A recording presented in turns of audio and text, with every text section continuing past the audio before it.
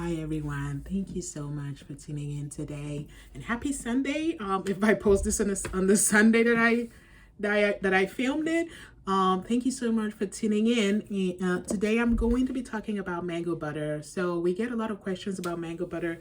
It's one of our most sought after butters. So mango butter is a very popular DIY skincare ingredient out there, and we get a lot of questions. So I just thought I'd make a video answering most of these questions because we have a ton of them. I'm just going to address as much as I can on here. So mango butter is like I said, a very popular DIY ingredient next to shea butter.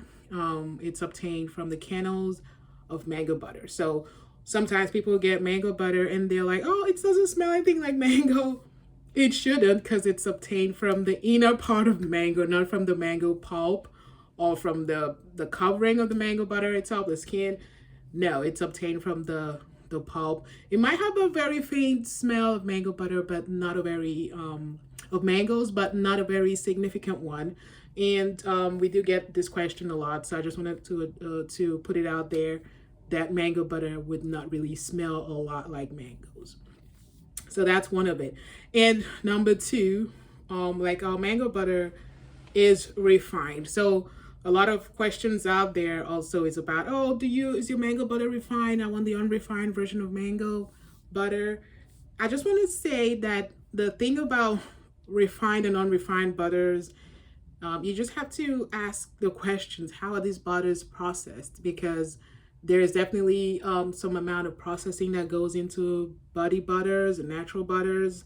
The butters you use for your body butters and hair butters, you want to make sure that it's a pure butter. So the fact that something is natural and unrefined doesn't mean you can just slap it on your body and yeah, it's all good.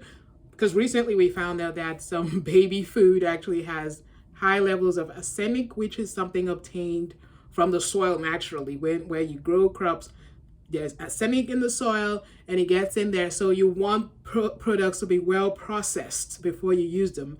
So don't just look for the brownest butter, or oh, if it's black, that means it's natural, or if it's brown, it's natural, it's green. No, you have to ask the questions, how are these butters processed? Because that would determine the level of purity. So I've been around the world. I've spent a lot of time in Europe, which is where most of these butters are refined. So there's several refining plants in the Netherlands, which is where most of these butters are processed. So I spent several months in the Netherlands. I studied there, and I know where these butters are processed and how they are processed. So the questions you need to ask is, how are they processed and how are they refined in the case of refined butters. So for our mango butter, it's refined and it's naturally refined. So when I say that, people are, oh, what does that mean, naturally refined? So they are refined using clays. So there's a difference between using heat to refine your butters and using chemicals to refine the butters. And it's not going to be it's not going to be the same thing as using clays to refine the butters.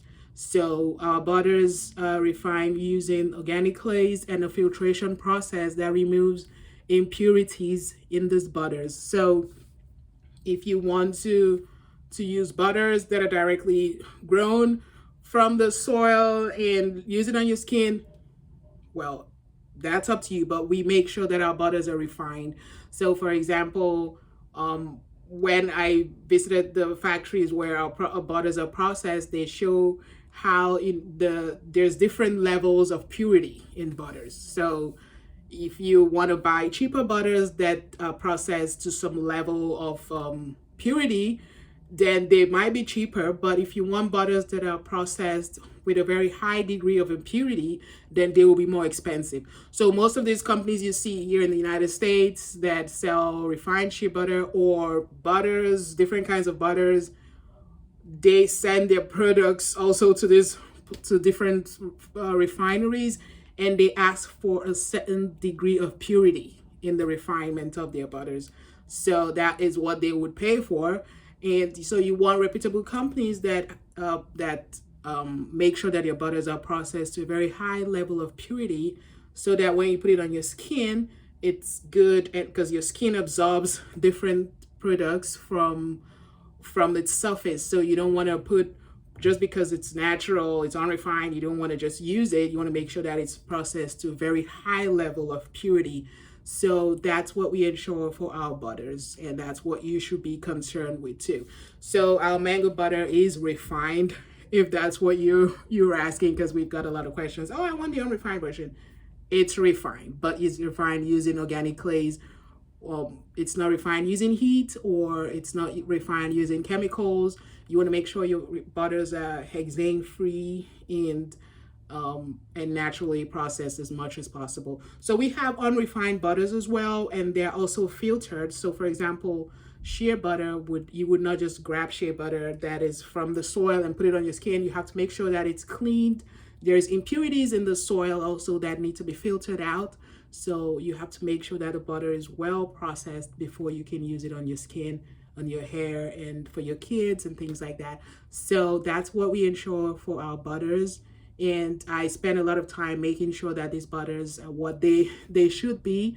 The suppliers we use, these butters are they send the butters to the labs to test them to make sure that they're very pure, at a very high degree of purity.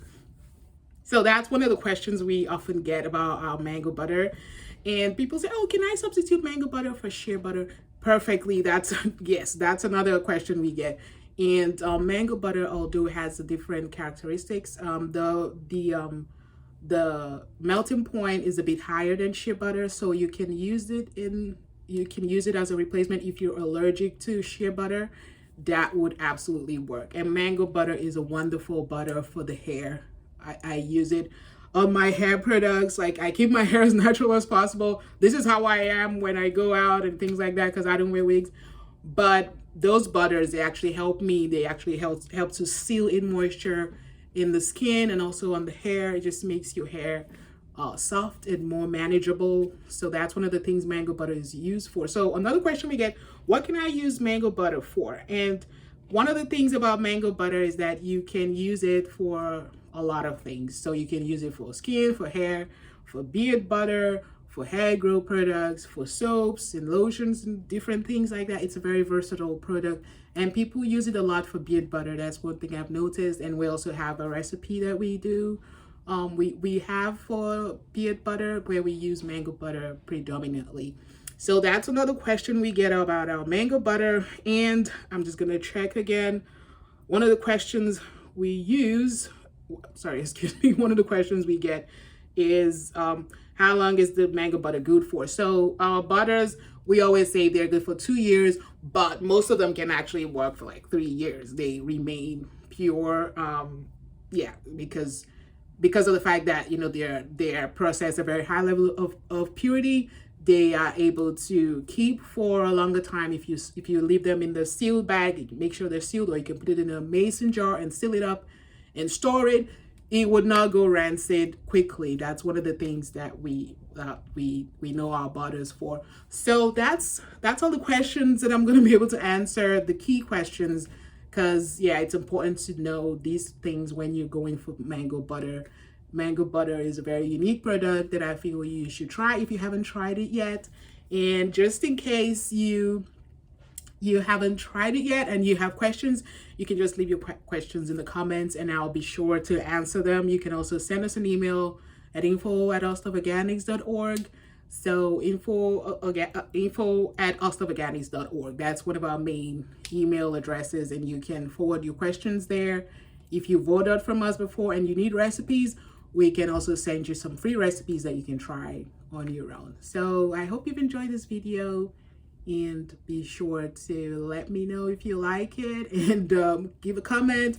Don't forget to subscribe and follow us on this amazing natural journey, and become one of the Oslove crew.